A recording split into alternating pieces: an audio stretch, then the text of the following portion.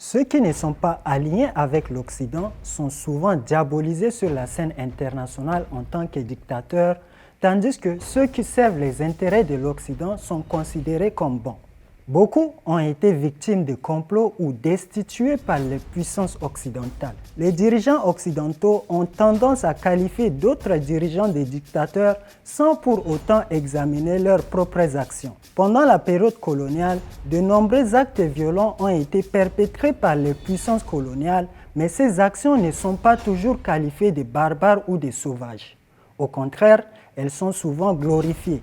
Idi Amin est depuis longtemps présenté comme un dictateur par les médias occidentaux et des manchettes affirment qu'il aurait tué près de 300 000 personnes.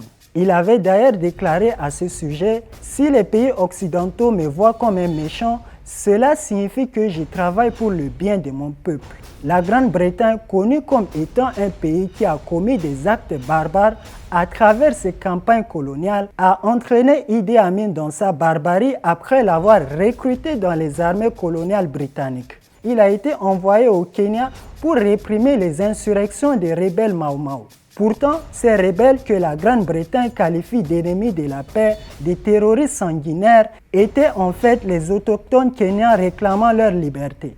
Idi Amin a cherché à développer son pays après avoir pris le pouvoir en 1971 en nationalisant l'économie pour réduire l'influence étrangère, principalement britannique, indienne et pakistanaise. En rompant les liens avec les États-Unis, la Grande-Bretagne et Israël, Amin a été perçu par les Occidentaux comme un tyran sanguinaire.